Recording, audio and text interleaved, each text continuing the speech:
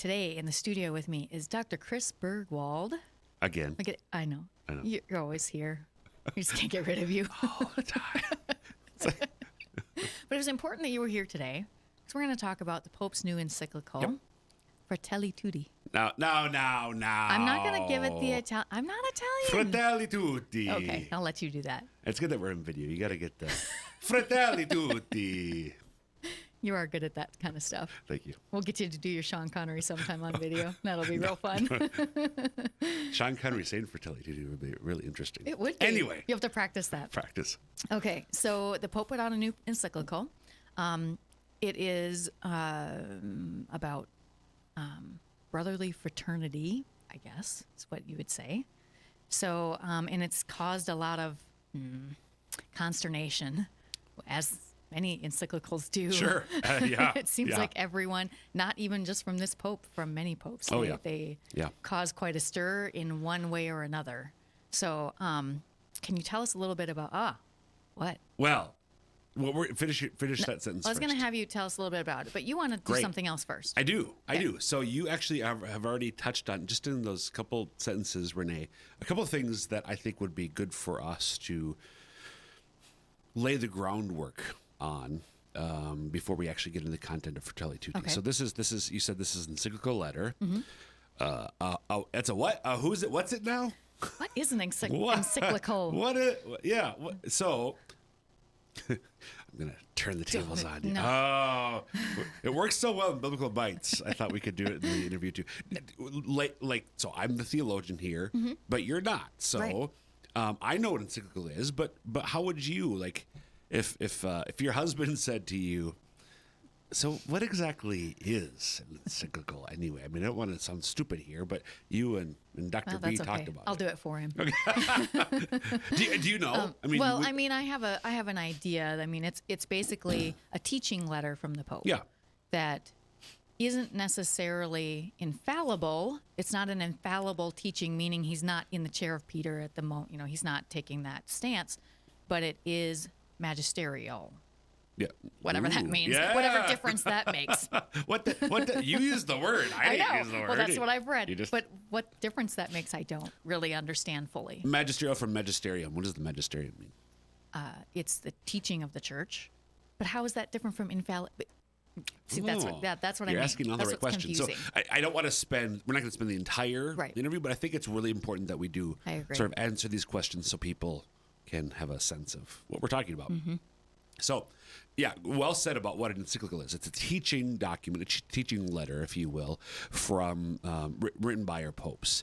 And popes have been using this genre, this type of document for a long time. Yeah. They haven't been used from the very beginning. No, but a long time. A long time. Well over a century. Calling them encyclical letters is, I think, more of a modern, like the last few centuries, considering the history of the church. They weren't called encyclicals at the very beginning, but more recently.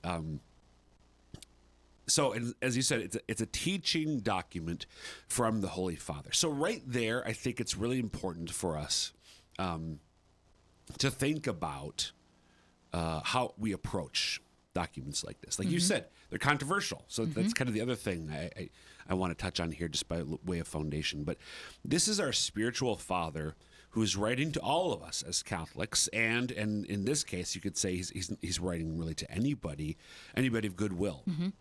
Sometimes encyclicals are sort of very specifically focused in their audience. They can even be for a specific country. Exactly. Yeah. Sometimes they're very broad. Mm-hmm. This is one that's pretty broad, speaking certainly to any and all Catholics, but I'd say even people beyond the Catholic Church as well. So, but for us as Catholics, it's a teaching document from our spiritual dad, if you will.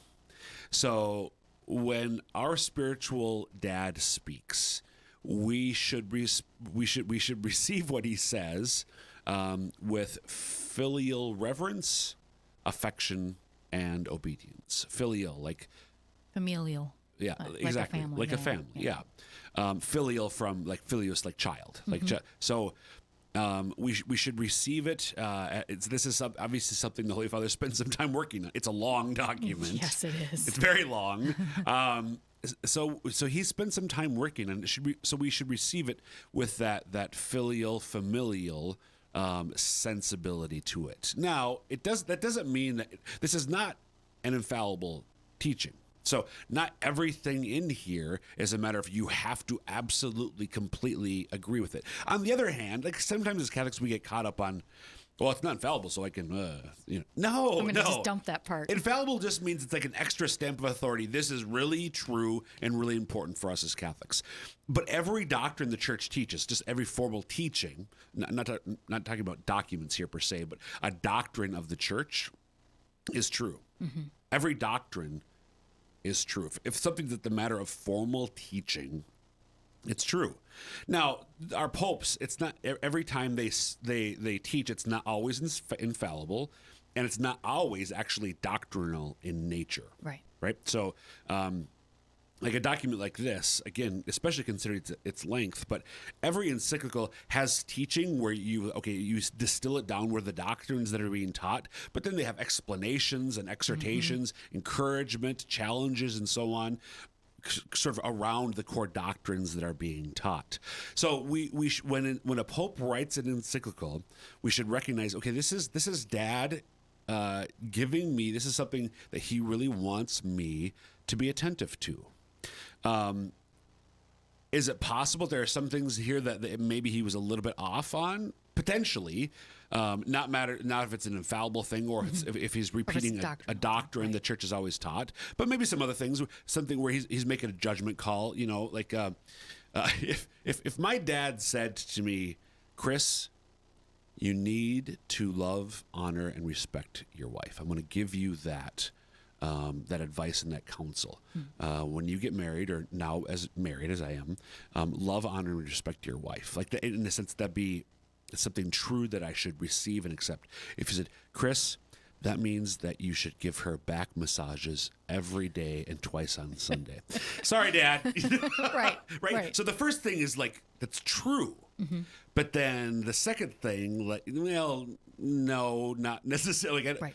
But I receive it with that feeling. Okay, I hear you. Like, that's something that you really feel strongly about. The first thing I know is true. The second thing, in terms of how to live it out, there can be, in that case, there can be some variation. Right. Well, and in the same way, sometimes he'll touch on something and maybe not explain it fully, so it can be interpreted different ways. And that's always yes. And I want to come back to ambiguity. As well. So, encyclical letter, we should receive it with respect, as we would like something. If our dad had to sit down heart to heart with us, we should receive that with respect from him. Right. Okay. Encyclical letter from Pope Francis, his third, by the way. The first one, only three. He's written several documents. Not as many popes. And the first one is sort of really a joint collaboration, if you will, with his predecessor. Right. Pope Benedict had really written most of it in draft form. Pope Francis gets elected, and he finishes it as his first encyclical. And then Laudato Si was the second one, and now Fratelli Tutti. Fratelli Tutti.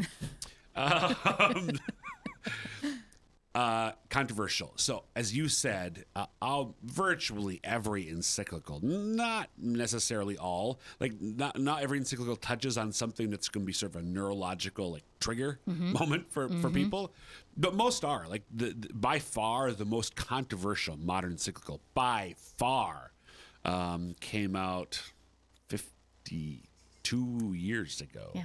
You know what I'm talking about? Humanae Vitae? Humanae Vitae by Paul VI, where he reaffirmed the doctrine. He didn't teach new doctrine. He reaffirmed the church's perennial teaching on the illicit nature, so immoral nature, of artificial birth control, of contraception. Very controversial. So whatever I think every encyclical since then, even the most controversial ones of JP2, Benedict's encyclicals weren't that controversial. Francis is a little bit more, but not to the level of Humanae Vitae. Right. So they're often controversial, and you and I have talked a good bit about this encyclical in particular, but I'd say more generally. Again, going back to my first point, it's important, I think, that we receive these with a proper spirit of affection, of fraternal fraternal, familial, filial respect and even obedience. But that doesn't mean that we can. Some of Pope Francis's more prudential judgments in here, we might respectfully, I'd emphasize, underline, and italicize in 24-point font, respectfully disagree with, Right. but not on matters of formal teaching. Right. Right. So. That makes sense. Questions on any of that? I Well, really felt like it was important for us Yeah, I to agree. state that. I agree. I think that is important because there's already been a lot of kind of explanation of some of the encyclical. So it is good to kind of lay out that groundwork that, okay, how are we supposed to approach this thing that sometimes is very controversial to us in different ways? As Americans, sometimes some of the things he says in there, we're like, Right. what do you mean? Right. You know, and I'm sure other people in other countries feel the same way at different times. And we all have our little view of the world and we see it through that. Right. And he sees it through something else and is writing it through some other way. So Right. it's And with that, so just to be clear, in case somebody's like, okay, I have not heard of this Fratelli. What's he call it? the heck are you talking is about? Is that fruit flavor? Is it a Kool-Aid? What? yeah, what is it basically? The encyclical. So the subtitle and the topic is on fraternity and social friendship. On fraternity and social friendship. Fratelli Tutti is there are two Italian words that are quotes from Saint Francis. By Pope Francis. So Saint Francis is the founder of the Franciscans. Did you realize that? Yes. Yeah. Come on, that was an easy one. Even Bill could have gotten that one. Bill doesn't have his microphone on, so I can throw him under the bus right now. So 12th century, I think, incredible. Like there's saints and then there's saints, and Saint Francis is one of those, and then there's saints, completely devoted to the Lord and his neighbor. And he spoke about Fratelli Tutti to all the brethren, to all my brothers in the sense of brothers and sisters. So this is the very beginning of Pope Francis' encyclical, Fratelli Tutti, in quotes. With these words, Saint Francis of Assisi addressed his brothers and sisters and proposed to them a way of life marked by the flavor of the gospel.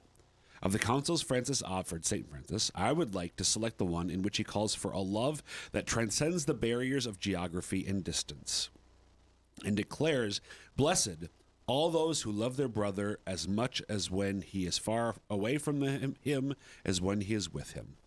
In a simple, direct way, St. Francis expressed the essence of a fraternal openness that allows us to acknowledge, appreciate, and love each person, regardless of physical proximity, regardless of where he or she was born or lives. Okay, that's the first paragraph.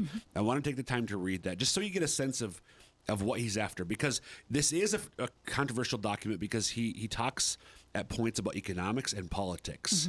And, Never a good thing. Whoa, no. To talk about to a wide variety of people because someone's going to take it Always wrong. guaranteed to upset somebody. But I wouldn't say never a good thing. Right. It's just difficult to talk about it in broad swaths. Yeah. Yeah, exactly. So, but our popes have always done this. Yes. I mean, for 150 years, our popes have, at various points, talked about the church's social teaching. Right. And he actually says nothing different. And right, exactly. Just a little different way that makes it sound. Yeah, and this is, question. I really don't want to get too far down this path, but there's some people, Pope Francis, for some people, Pope Francis could say anything and people would love it, even if they hated it when other popes said it. Yes. And vice versa. Yes. There are some people who just disagree with everything Pope Francis says, even when it's in complete line with, even he could be quoting something another pope said, and they loved it then, but now that Francis says it. So, and I don't want to go too far, but that's a reality there. Right. So that's why I kind of say, I think it's important for us to have that spirit of filial and familial respect. Right. Agreed. So in this encyclical, he kind of addresses several topics. He talks about the internet, information, how we're kind of how that's not been very good for the world lately. Well, How we've very much separated ourselves from each other.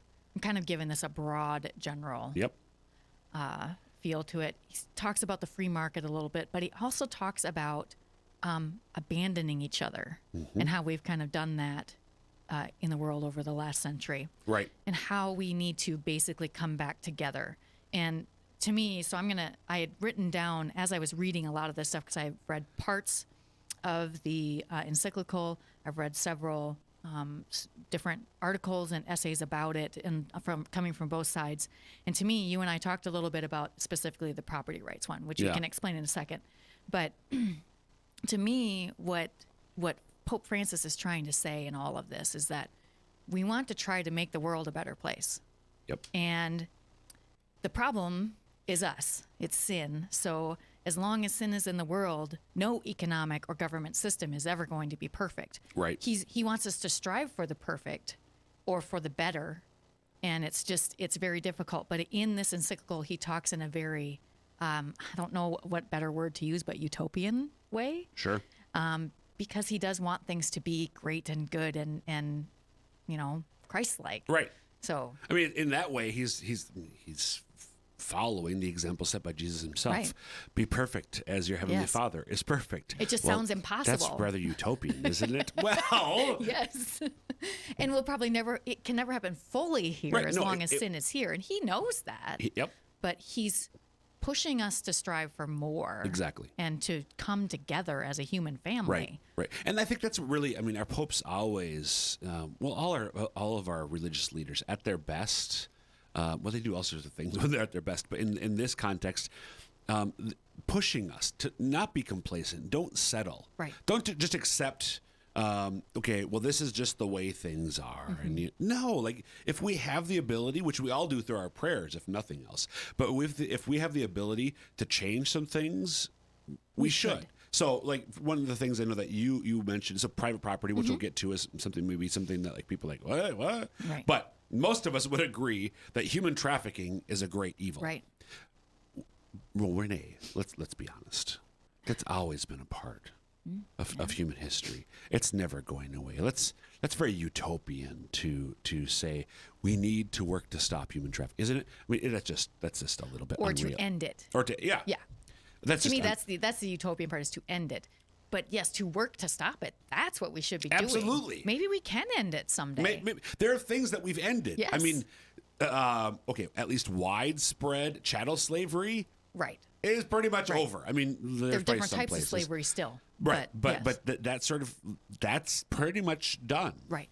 Doesn't mean it couldn't come back, but I mean, it's for centuries now. Similarly, I think with things so our popes are going to challenge us and push us to do better and not to settle and that's just the way things are. Okay.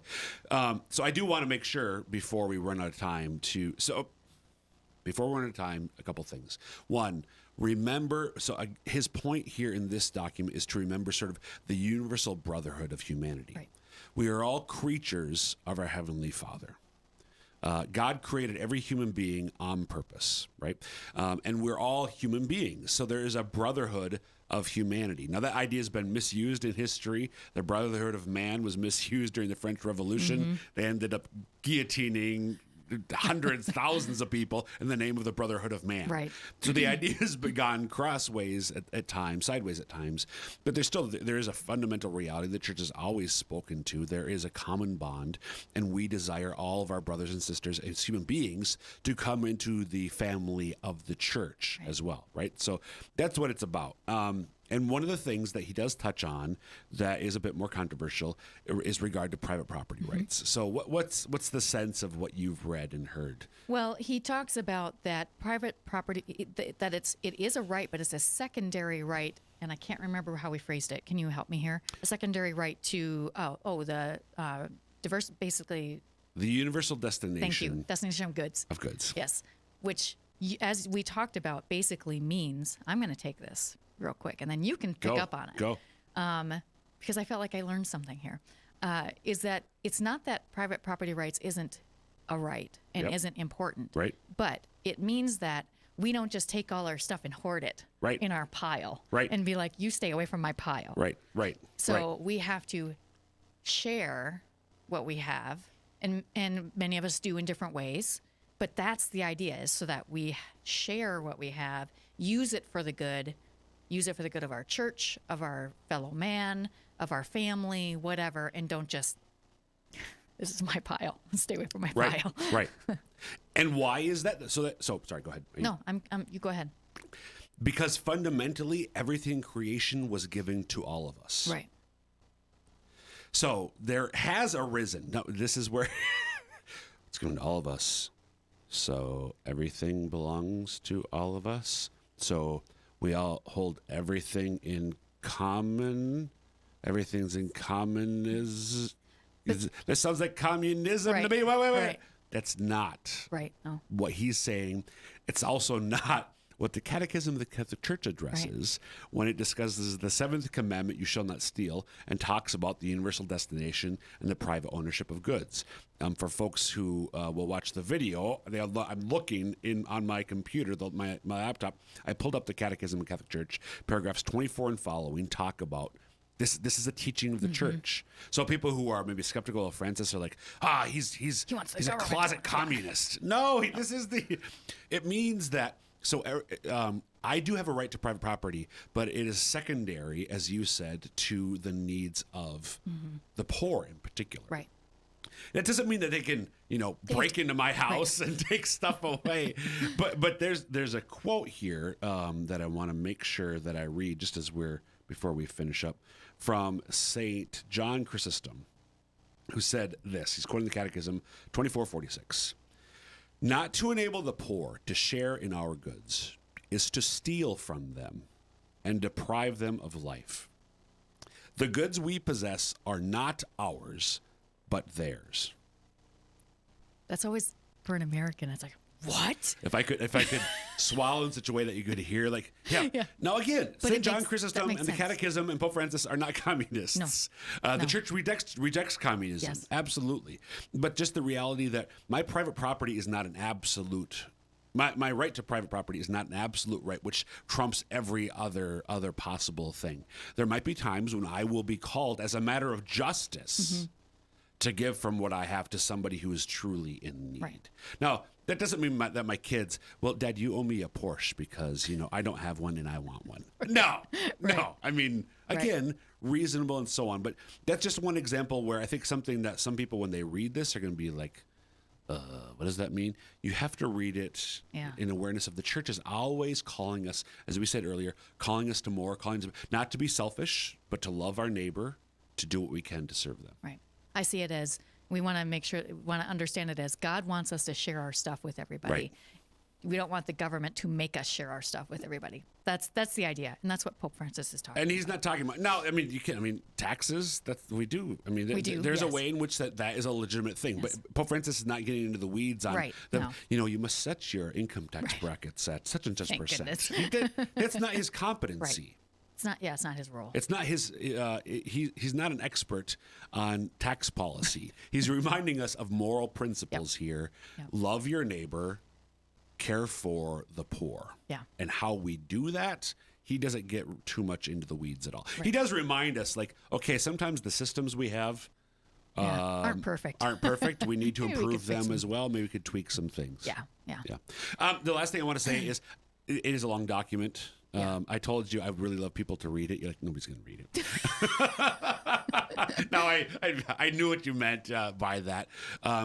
But there might be, if you're really curious about what the church and Pope Francis in particular has to say about sort of how we need to live in community as the family of man and what the church has to say about that, this would be a document to take. And take your time. There's no rush in reading it. There's no rush in reading it. Yeah. Maybe start it in Advent and end it in Lent. There you go. There we go. Good idea. Yeah. All right. Thanks for being here, Chris, and explaining all of that to us. You bet. All right. Next week, my guests will be Father Scott Trainer and Eric Gallagher. They are going to talk to us about the NET team out in the diocese and how things are going, what they've been doing, see what they've been up to. So I hope you'll join us again next week for more Catholic Views.